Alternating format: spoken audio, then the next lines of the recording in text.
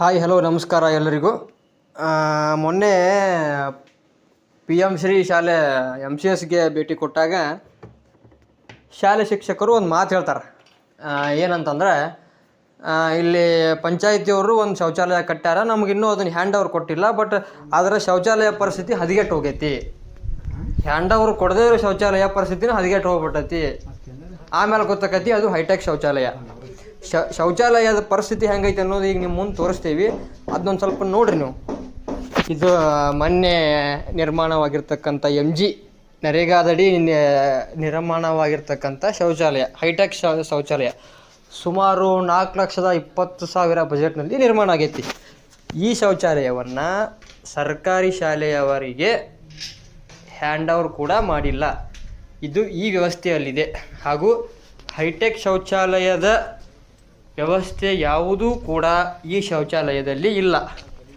So ಇಲ್ಲಿ ಗೊತ್ತಾಗೋದೇನಪ್ಪ ಅಂತಂದರೆ, ಈ ಶೌಚಾಲಯ ಪರಿಪೂರ್ಣ ಮೊತ್ತದ್ದಾಗಿಲ್ಲ ಹಾಗೂ ಇಲ್ಲಿ ಸಾಕಷ್ಟು ದುರ್ಬಳಕೆ ಆಗಿರುವುದು ಕಂಡು ಬರುತ್ತದೆ.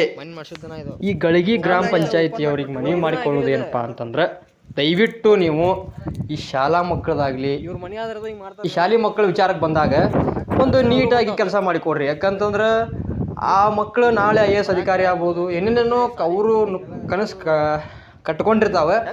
ಆಮೇಲೆ ಸರ್ಕಾರಿ ಶಾಲೆ ಅದ, ಸರ್ಕಾರಿ ಶಾಲೆಗೆ ಮಕ್ಕಳನ್ನ ಕಳಿಸೋದು ಈಗ ಭಾಳ ಕಡಿಮೆ ಆಗೈತಿ. ಇಂಥ ವಿಷಯದೊಳಗೆ ನೀವು ಇಂಥ ಕೆಲಸಗಳನ್ನು ಮಾಡಿದ್ರೆ ಸಹಿತ ಇನ್ನೂ ಆ ಶಾಲೆ ಮಕ್ಕಳಿಗೆ ಬಹಳಷ್ಟು ತೊಂದರೆ ಉಂಟಾಗ್ತದೆ.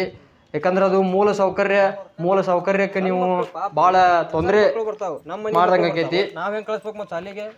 ನೋಡ್ರಿಪ್ಪ, ಇದು 4 ಲಕ್ಷದ ಶೌಚಾಲಯ ಅಂತ ನಿಮಗೆ ಯಾರಿಗಾರ ಅನಿಸಿದ್ರೆ ಹೌದು ಅಂಥೇಳಿ ಕಮೆಂಟ್ ಮಾಡಿರಿ. ನಮಗಂತೂ ಇದು 4 ಲಕ್ಷದ ಶೌಚಾಲಯ ಅಂತೂ ಅಂತ ಅನಿಸಿಲ್ಲ, ಹೈಟೆಕ್ ಅಂತೂ ಅಂತ ಅನಿಸಿಲ್ಲ. ಸುಮ್ಮನೆ ಬಣ್ಣ ಬಳ್ದು 4 ಗಾಡಿ ಕಟ್ಟಿಬಿಟ್ಟಂಗೆ ಅಂತೂ ಅನಿಸ್ಬಿಟ್ಟೈತಿ. ನಿಮಗೇನು ಅನಿಸ್ತೈತಿ ಕಮೆಂಟ್ ಮಾಡಿರಿ. ಧನ್ಯವಾದಗಳು.